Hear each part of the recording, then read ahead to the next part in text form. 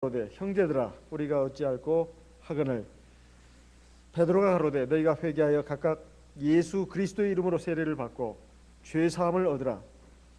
그리하면 성령을 선물로 받으리니 39절 이 약속은 너희와 너희 자녀와 모든 먼데 사람 곧 주 우리 하나님이 얼마든지 부르시는 자들에게 하신 것이라고 40절 또 여러 말로 확증하며 권하여 가로되 너희가 이 패역한 세대에서 구원을 받으라 하니 41절 그 말을 받는 사람들은 세례를 받으매 이날의 제자의 수가 3천이나 더하더라.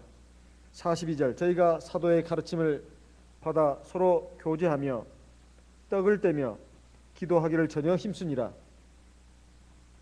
사람마다 두려워하는데 사도들로 인하여 기사와 표적이 많이 나타나니 믿는 사람이 다 함께 있어 모든 물건을 서로 통용하고 또 재산과 소유를 팔아 각 사람의 필요를 따라 나눠주고 46절 날마다 마음을 같이하여 성전에 모이기를 힘쓰고 집에서 떡을 떼며 기쁨과 순전한 마음으로 음식을 먹고 하나님을 찬미하며 또 온 백성에게 칭송을 받으니 주께서 구원받는 사람을 날마다 더하게 하시니라. 사도행전 지금 계속해서 보고 있습니다. 교회의 긴 역사를 놓고 볼 때 가장 정상적이고 가장 올바르고 가장 모범적인 교회의 모습이 어떤 것이냐 이것을 알아보고자 할 때 우리는 이 사도행전에 있는 이 사도교회의 모습을 보면 됩니다.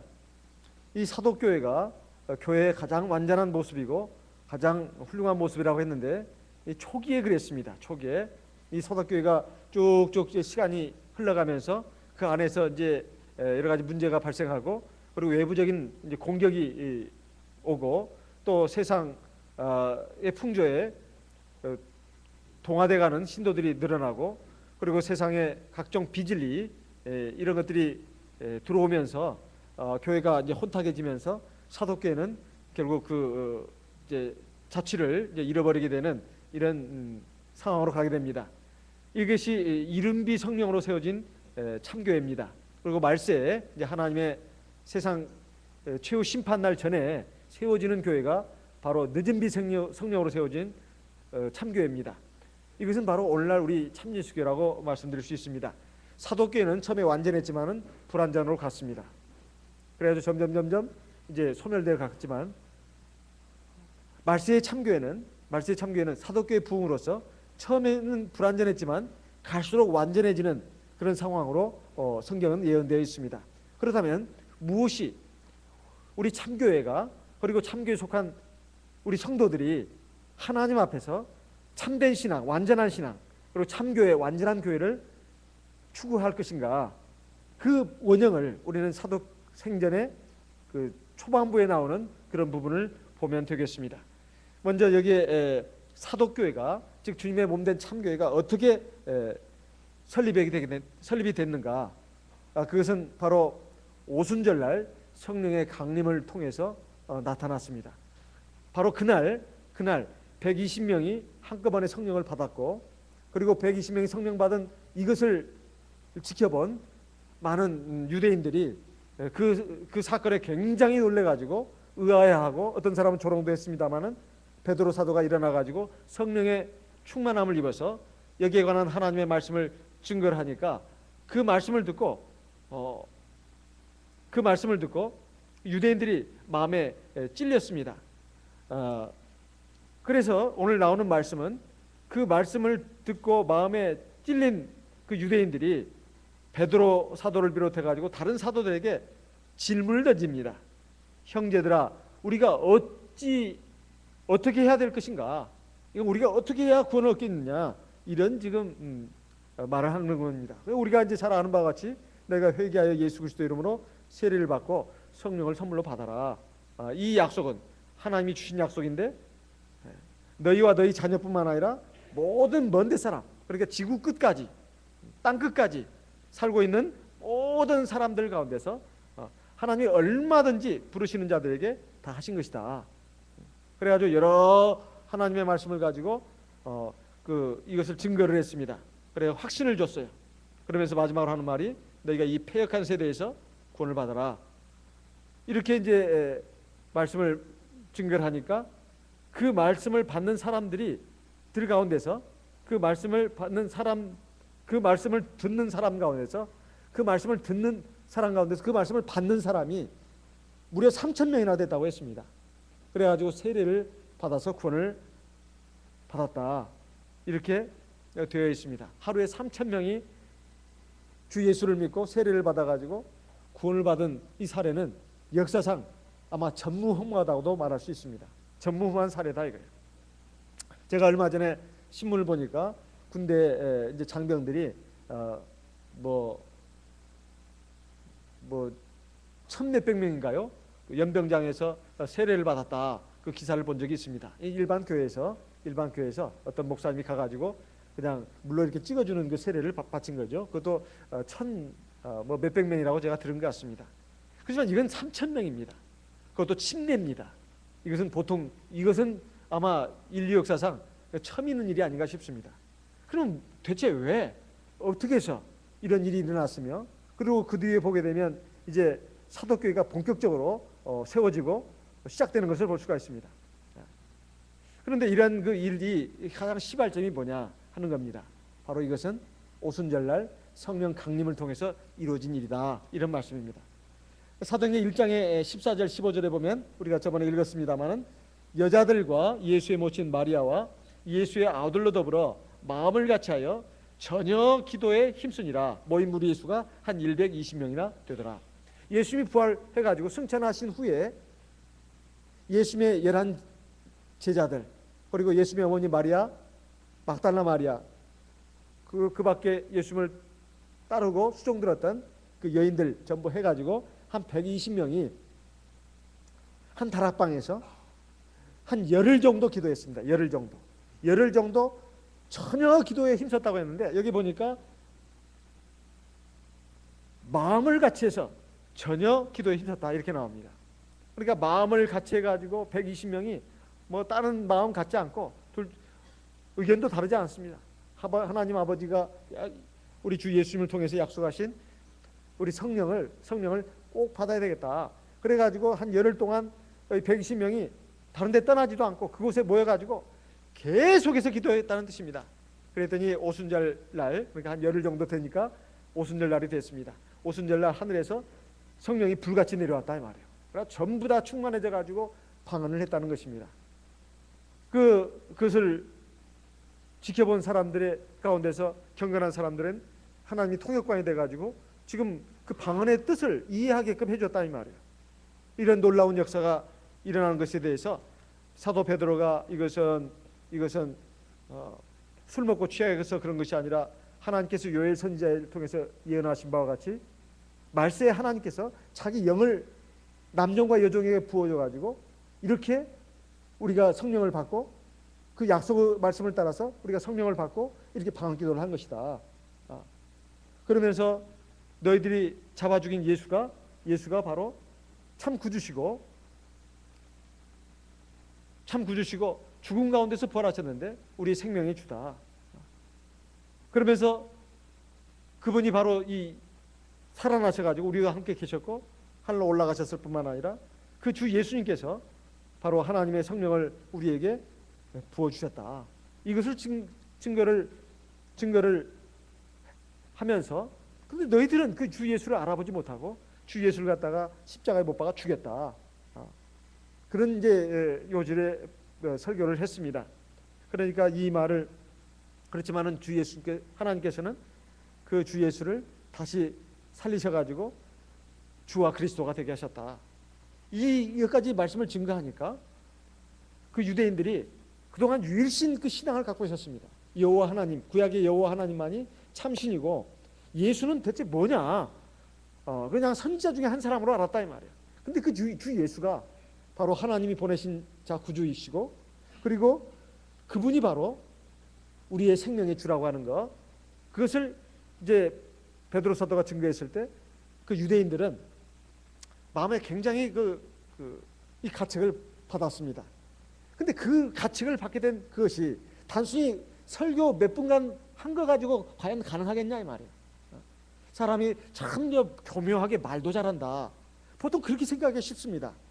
아무리 하나님의 말씀이든 무슨 철학이든 종교 이론이든 말을 기가 막히게 잘하면 신앙 자체가 없는 사람들은 어떻게 생각하느냐? 아, 말을 참 교묘하게 잘하는구나, 이렇게 생각을 합니다. 과연 우리 교회 진리도 그런 것이냐 이 말이에요. 우리 교회를 통해서 나오는 하나님의 말씀이 사람이 교묘하게 짜맞추기식으로 해가지고 이론 체계를 세워가지고 우리에게 제시된 것이냐 이 말입니다. 그렇지 않습니다. 제가 30대 때 부산교회 이제 부임을 받아 발령을 받아가지고 갔는데 거기에 부임해가지고 이제 제가 한 어떤 청년을 이제 만나게 됐어요. 이 청년은 고등학교 3학년 때 한참 그 입시 준비 중인데 그 자기 집이 그 동네에 있었던가 봅니다.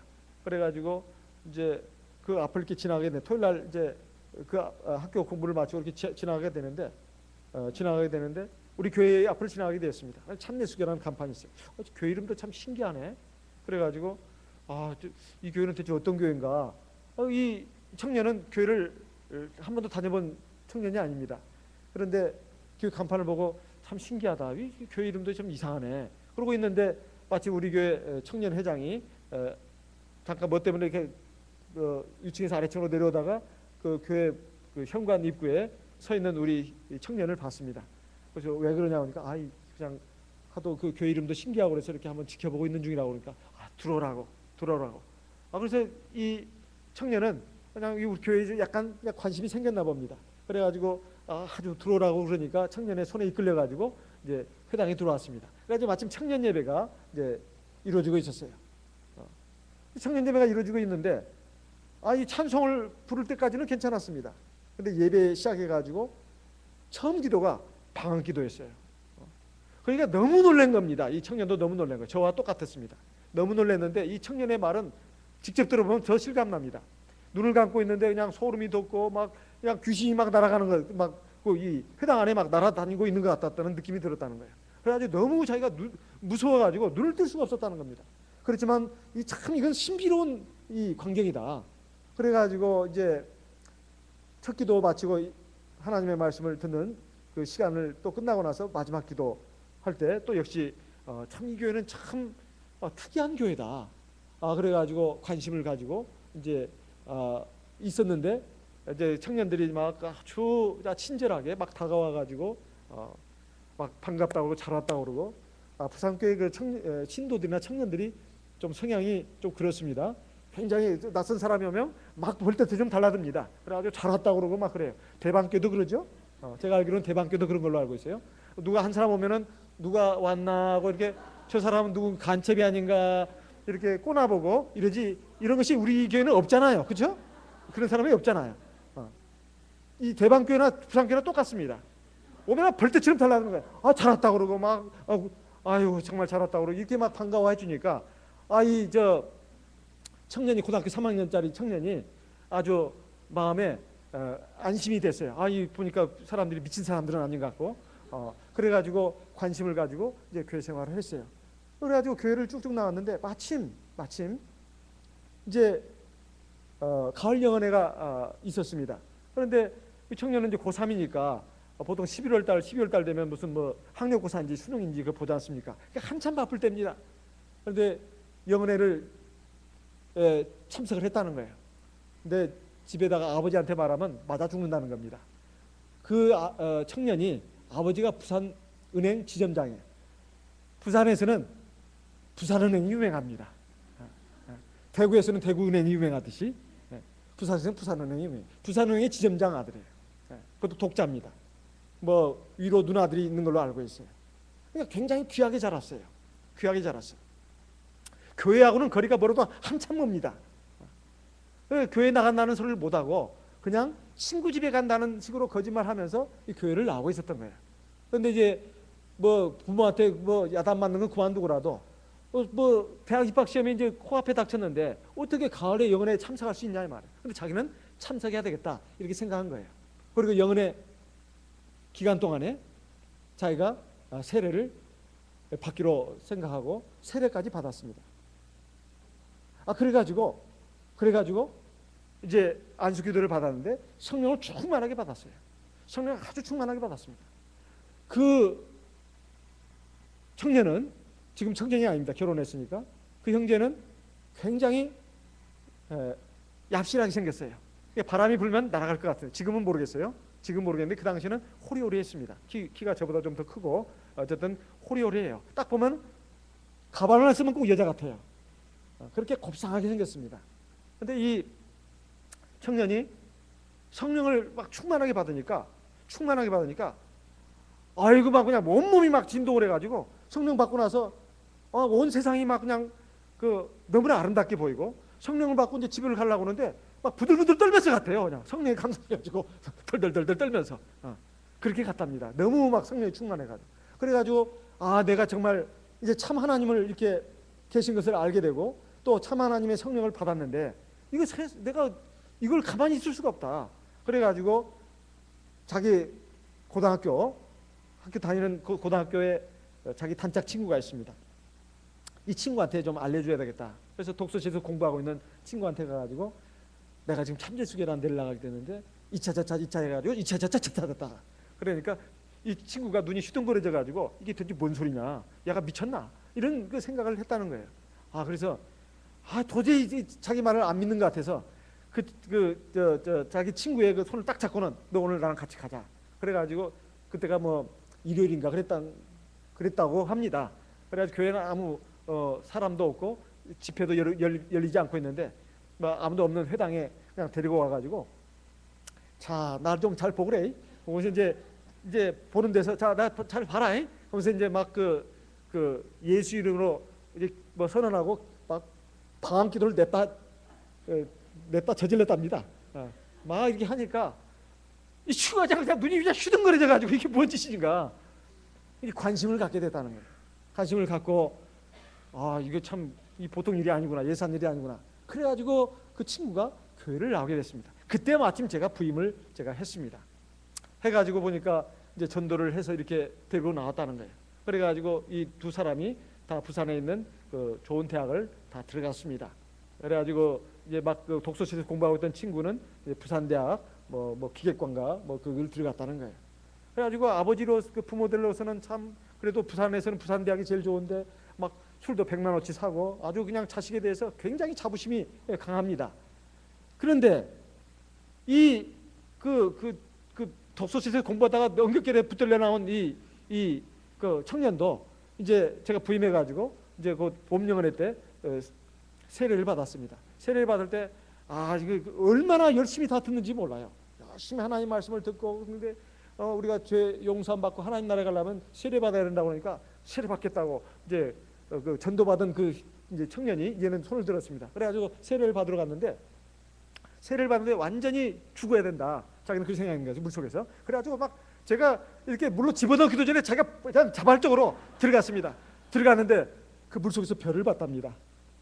별을 봤대요. 물속에서 별을 봤대요. 어떻게 봤냐니까 그 안에 바위가 이렇게 있었는데 거기다 머리를 쪄가지고 번쩍 그냥 별이 그냥 막 수십 개가 그냥 막 번쩍이는 것을 봤답니다. 그래가지고 아이고 머리야 하면서 혹이 이렇게 생겨가지고 이게 가지고 나왔는데 그래도 자네가 완전하게 물속에 들어가려고 죽으려고 그렇게 들어갔으니 그건 참 잘한 것이다. 그래가지고 교회 와가지고 이제 안수기도를 받았는데 성령을 역시 받았습니다. 성령을 받았어요. 그래서 지금 목자가 되어 있습니다. 이호셉 목자, 이용선 목자. 이게 바로 그 친구가 전도한 전도를 받아가지고 독서실에서 공부하다가 은근히 끌려 나와가지고 뭘 보고 방언기도하는 걸 보고. 그래서 우리 방언기도가 일반 세상에는 사실은 장애물입니다. 어떻게 보면 장애물이에요. 우리가 일반 교인들 아직 믿지 않는 사람들 오면은 다 어떤 사람은 놀라 자빠지고 뒤로 물러가고 무섭다고 그러고 그럴 수도 있습니다. 하지만 이것이 바로 하나님이 살아계시다는 증거고 우리 교회에 하나님의 성령이 있다는 아주 강력한 그리고 유일한 증거입니다. 유일한 증거예요. 제가 유일이라고 말했습니다. 다른 뭘 가지고 증거할 수 있을까요? 하나님의 성령이 지금 살아계시고 그리고 우리 교회에 계신다는 것을 대체 뭘로 증거를 삼겠습니까? 여러분 한번 생각해 보세요. 한번 말해 보세요. 우리가 성령 받아서 방언 기도하는 이겁니다. 이거예요. 저나 여러분은 예수님을 본 적이 없습니다. 그런데 예수님이 이 세상에 오셨고 나를 위해서 죽으셨고 나를 위해서 부활하셨고 그리고 하늘로 승천하셨고 승천하신 예수님이 우리에게 성령을 부으셨다는 걸 뭘로 믿을 수 있냐 이 말이에요. 이게 다 성경에 있는 말들인데 우리가 성령 받아가지고 방언 기도하는 거 아니겠습니까? 이것은 굉장히 아주 충격적인 사건입니다. 그것도 한 명이 아니에요. 120명이 한 날 한 자리 한 시에 동시에 성령을 충만하게 받았습니다. 이것이 얼마나 놀라운 광경이었으면 베드로가 성령이 충만해가지고 지금 요엘 선지자의 그 예언을 끌어가지고 구약 성경에 있는 예언서입니다. 말세에 하나님이 내 영을 내 남정과 여종에게 불러 넣어줄 것이다. 그리고 주 예수님이 바로 우리의 구주가 되시고 우리를 위해서 죽으셨고 부활하셨고 우리를 위해서 이제 하늘의 보좌에서 우리에게 성령을 부어주셨다는 것. 그리고 하나님이 예수님을 죽은 상태로 내버려 두지 않고 부활시켜가지고 주와 그리스도가 되겠다. 주라는 것은 하나님이라는 뜻입니다. 우리에게 하나님이 되게 하고 우리에게 구원자가 되겠다는 것입니다. 이런 말씀들을 대체 어떻게 받아들일 수 있냐 이 말이에요. 바로 성령 받아서 방언 기도하는 겁니다. 그래서 이런 그것을 듣고 그 사람들이 마음에 가책이 됐다고 말한 겁니다. 그냥 말을 교묘하게 잘했기 때문에 가책을 받은 게 아닙니다. 이 성령 받아서 방언 기도하는 이것을 보고 그렇게 했다 이 말이에요. 그러면 성령 받아서 방언 기도하는 것이 그것으로 올라가면 바로 120명의 성도들이 마음을 같이 해서 열흘 동안 열심히 기도에 전접했다는 것입니다. 굉장히 중요한 것이죠. 믿음을 가지고 주 예수의 약속을 믿고 하나님의 약속을 믿고 한 자리에서 열흘 동안 딴 생각하지 않고 열심히 마음을 모아서 기도했다는 겁니다. 그러니까 성령이 이렇게 강력하게 내려왔다는 거 아니겠어요? 그리고 그것을 통해서 많은 사람들이 깜짝깜짝 놀랐고 그리고 그 가운데서 하나님의 말씀을 증거하니까 그 말씀이 정말 원자폭탄이 돼가지고 그리고 날카로운 비수가 돼서 사람들의 마음을 찌르고 감동시킨 것입니다. 저와 오늘 여러분도 마찬가지입니다. 우리가 처음 믿음을 시작했을 때 출발선에 섰을 때 다 이런 경험이 있습니다. 우리는 절대 이걸 잊어버리면 안 됩니다. 그리고 우리는 그 연장선상에 있습니다. 여기에 있는 사람들이 우리가 어떻게 해야 되겠냐 이제 양심에 갇히게 돼가지고 그렇게 물었던 겁니다. 지금까지 이 사람들은 구약 성경을 금과 억조로 알았고 그냥 여호와 하나님이 저 멀리서 우리를 보살피시고 인도하시는 것만 알았어요. 그런데 실제적으로 참 하나님이 사람의 육신을 가지고 우리에게 오셨고 우리를 위해서 이 구원의 길을 완성시켜 놨다는 것을 알 순간 우리들이 정말 잘못 살아왔구나 잘못 믿어왔구나 이것을 깨달았다는 겁니다. 그것이 양심의 가책이 됐다는 거예요. 마음에 찔렸다는 게 그겁니다. 이 사람들이 예수님을 잡아준 게 아닙니다. 그 사람들은 오순절 명절을 맞이해가지고 세계 각국에서 몰려던 유대인들입니다. 자기들이 주님을 죽인 적도 없습니다. 그런데도 그들은 마음에 찔렸다고 말하고 있습니다. 우리가 어떻게 해야 되겠느냐? 형제들아. 언제부터 형제였습니까? 근데 형제들이라고 말했습니다. 우리가 어떻게 해야 되겠느냐? 그때 베드로는 말하기를 너희가 회개하여 각각 예수 그리스도 이름으로 세례를 받고 죄 사함을 받아라. 먼저 회개해야 된다. 너희들이 잘못된 삶의 길에서 돌이켜야 된다. 올바른 길로 돌이켜야 된다. 너희들이 잘못된 신앙을 버리고 올바른 신앙의 길로 돌이켜야 된다. 이게 회개입니다. 이게 회개예요. 잘못된 삶, 잘못된 신앙 이걸 돌이키는 거, 올바른 대로 가는 거 이것이 회개다 이 말이에요. 그리고 세례를 받아라. 그래서 죄사함을 받아라. 세례라고 하는 것은 로마서 6장에 잘 말씀하고 있는 바와 같이 우리 옛사람이 예수님과 함께 십자가에 못 박히는 것입니다. 그리고 우리 옛사람이 예수님과 함께 물속에 장사 지내는 겁니다. 그리고 새로운 생명으로 태어나는 거예요. 그것을 로마서 6장에 잘 설명하고 있습니다. 그러면 하나님이 우리에게 값없이 의의 옷을 입혀주셔가지고 하나님의 자녀로 삼아주십니다. 그리고 성령을 선물로 주신다고 되어 있어요. 그렇게 해서 완전하게 예수님께서 이미 말씀하신 바와 같이 진실로 진실로 너희에게 이르노니 사람이 물과 성령으로 거듭나지 않으면 하나님 나라에 들어갈 수 없느니라.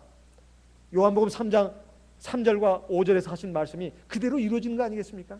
이 약속이라고 하는 것이 어떤 특정한 사람에게만 주는 것이 아니라 이 세상 모든 인류에게 주신 약속이다.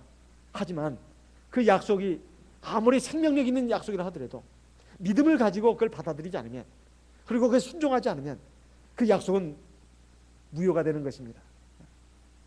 그래가지고 여러 말로 베드로 사도는 여기 기록은 다 안 했습니다. 확증하고 권했다고 나옵니다. 그래서 마지막으로 너희가 이 패역한 세대에서 구원을 받아라. 패역한 세대라고 하는 것은 당시에 얼마나 악하고 그랬는가 우리가 생각을 해본다면,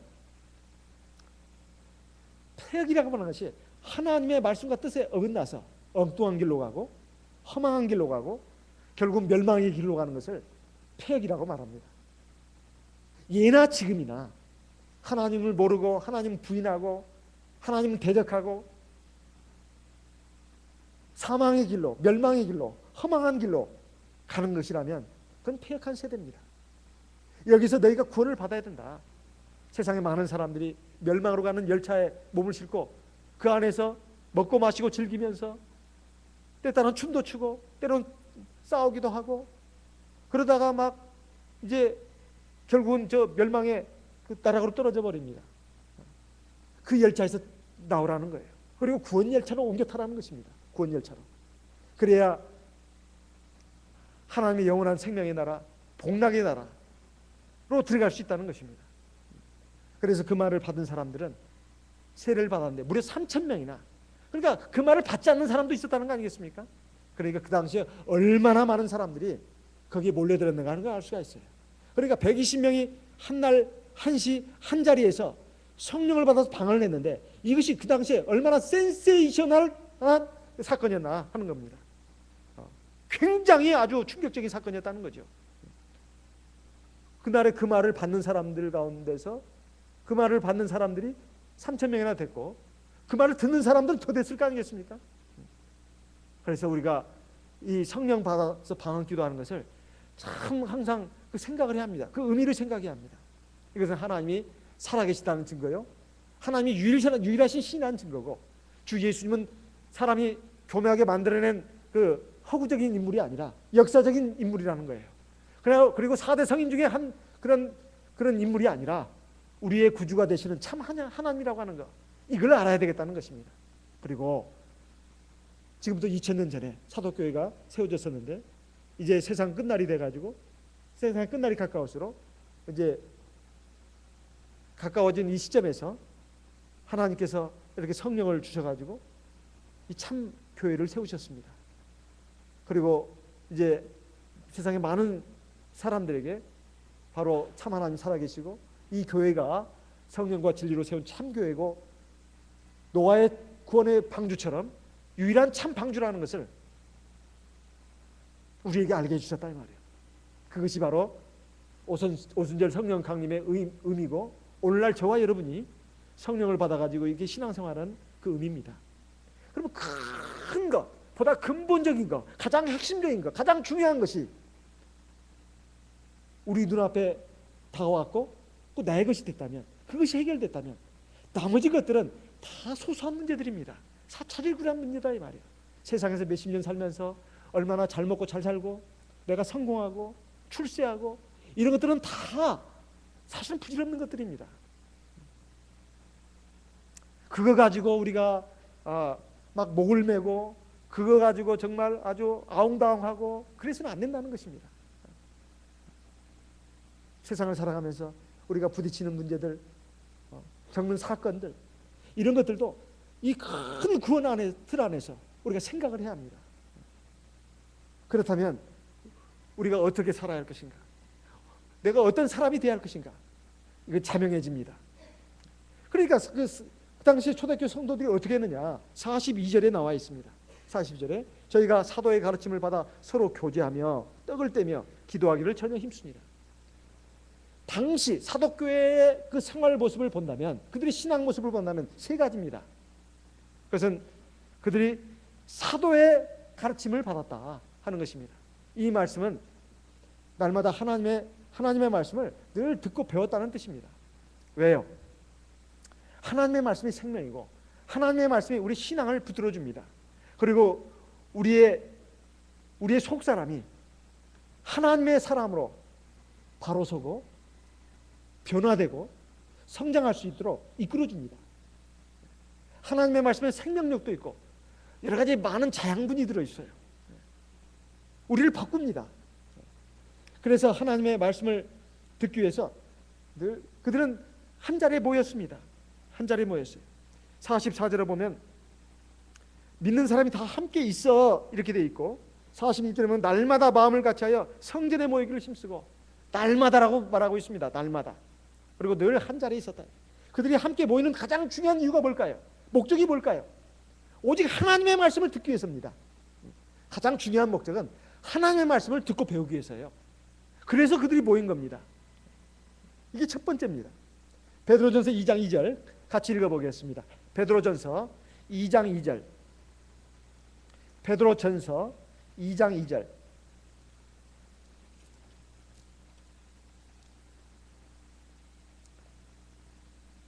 같이 읽어보겠습니다. 2절 3절.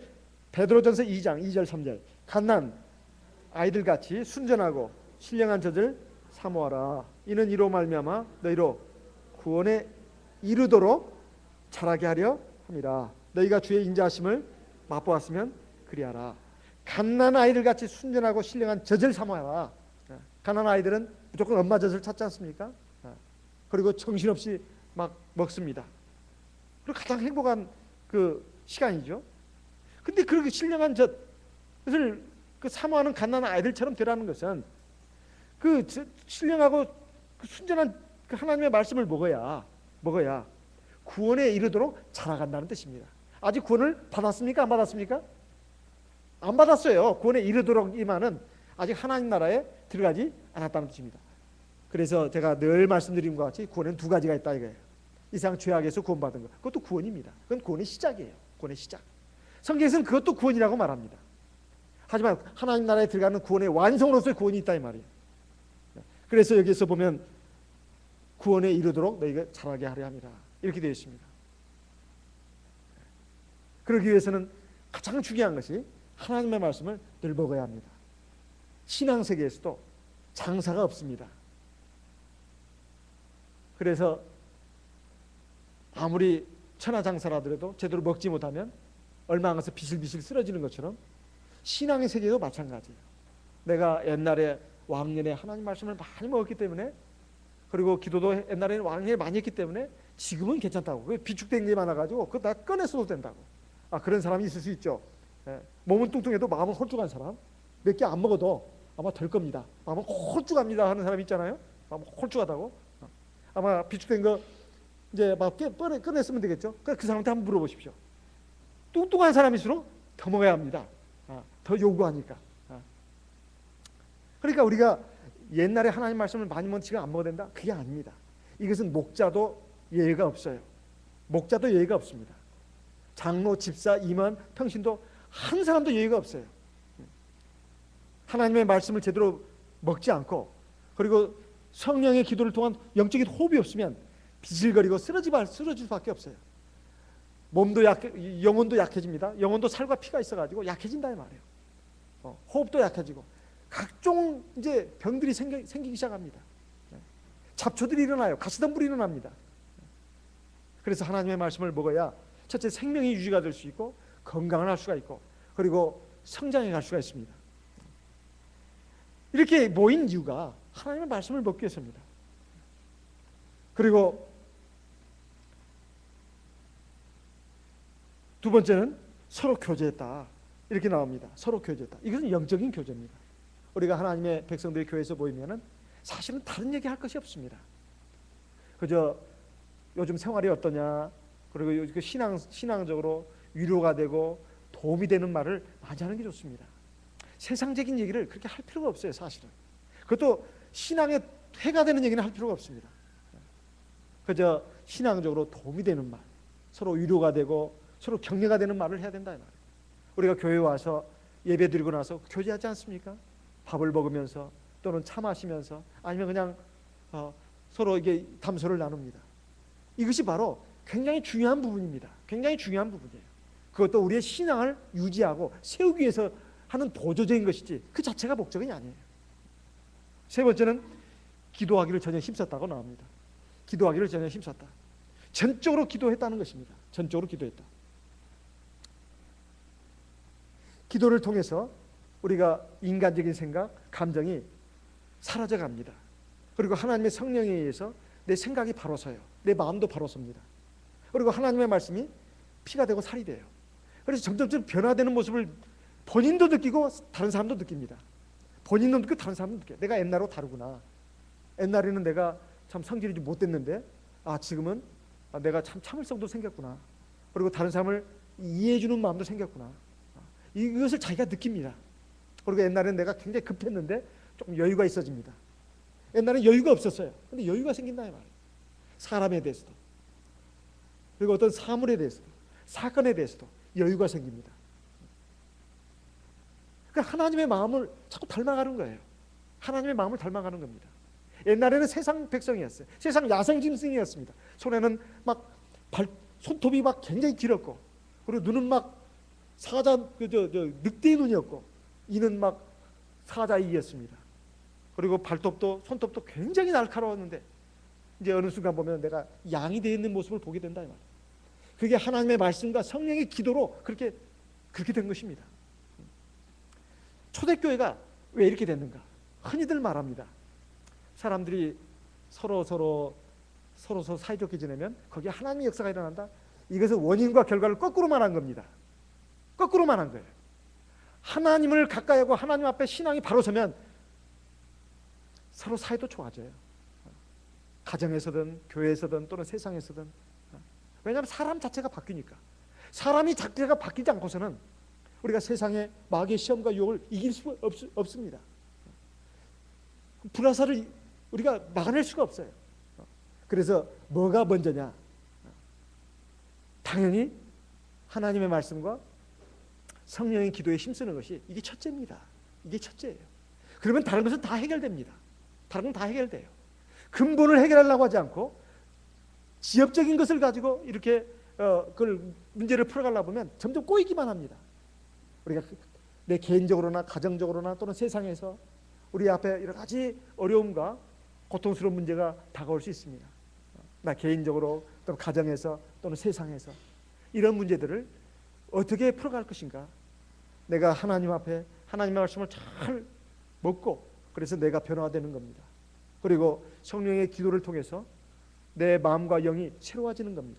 그리고 하나님의 성령이 하나님의 말씀과 함께 나와 내 삶에 역사를 하도록 해야 합니다. 그러면 하나님의 역사가 일어납니다. 거기에 기적이사가 나타나는 겁니다. 그래서 43절에 보면 사람마다 두려워하는데 사도들로 인하여 기사와 표적이 많이 나타나니, 여기 보면 사람마다라는 것은 모든 사람이 이런 뜻입니다. 두려워했다고 나와요. 두려워했다는 것은 뭐가 무서워서 무서웠다는 것이 아니라 하나님의 살아계심을 자기들 눈으로 생생히 본다는 뜻입니다. 그러니까 마음에 늘 두려움이 있어요. 내가 이 말하면 하나님이 어떻게 생각하실까? 말해놓고도 하나님이 나 싫어하실 텐데, 실망하셨을 텐데, 나 속상해, 속상해. 하나님을 생각하면서 이게 정상인데, 신앙이 잘못되다 보면 하나님의 눈에 안 보입니다. 사람만 눈에 보이고 세상만 눈에 보인다 이 말이에요. 여기서 사람마다 두려워했다는 것은 하나님을 두려워했다는 뜻입니다. 하나님을 두려워했다는 뜻이에요. 그러니까 거기에 기적이사가 일어날 수밖에 없죠. 그리고 믿는 사람이 다 함께해서 모든 물건을 서로 통용하고, 이걸 거꾸로 말하면 안 됩니다. 공산주의가 그렇습니다. 공산주의는 이 성경에서 그 원형했다는 설이 아주 정설입니다. 그래서 막스 레닌이 유대인인데 이 성경을 보면서 이거구나, 유토피아, 이상사회를 건설하는 것이 이거다.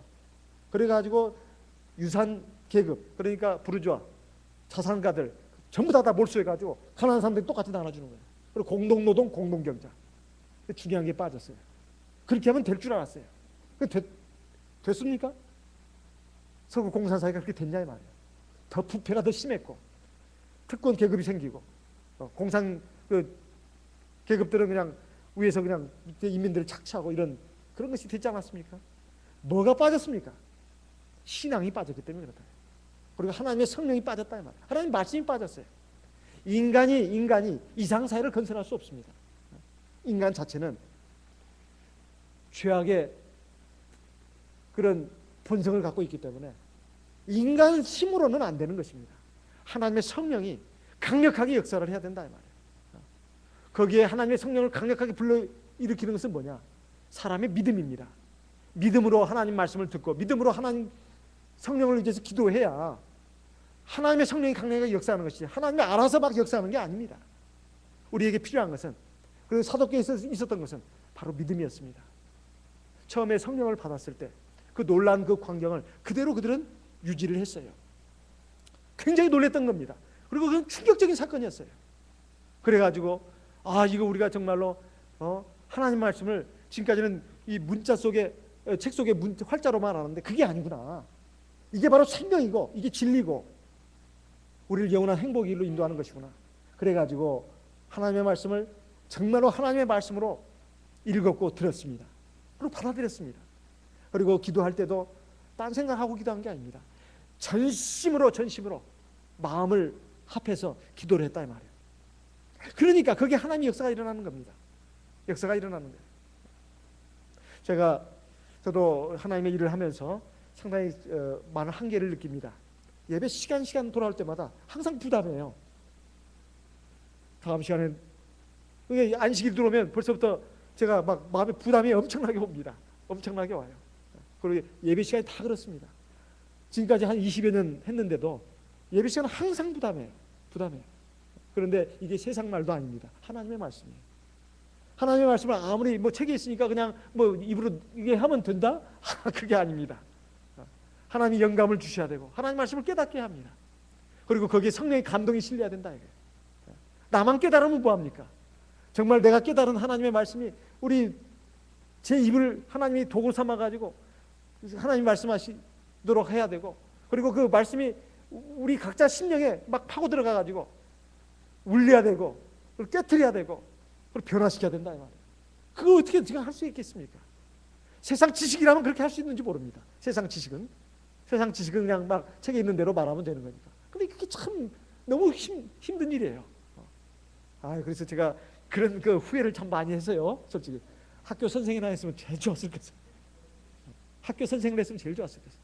내가 좀 미쳤나 봐 이런 생각도 많이 했었습니다.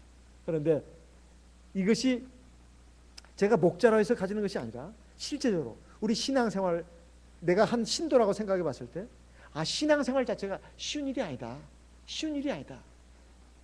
별다른 방법이 있는 게 아닙니다. 바로 이건 사도교회를 놓고 말한 것인데 개인적으로도 마찬가지입니다. 하나님 말씀 많이 먹고 성령기도 많이 하고, 그리고 그 바탕에서 우리가 교회에서 모이면 다 하나님의 귀한 자녀들입니다. 서로 아끼고 서로 품어주고 그거면 충분한 것입니다. 그거면 충분한 거예요. 그렇게 해서 우리가 하나님의 의를 이루어가는 것입니다. 그렇게 해서 여기에 보게 되면 48절, 46절에 날마다 마음을 같이하여 성전에 모이기를 힘쓰고 집에서 떡을 떼며 기쁨과 순전한 마음으로 음식을 먹고, 집에서 떡을 뗀다는 것은 각자 집에서 떡에 먹었다는 소리가 아닙니다.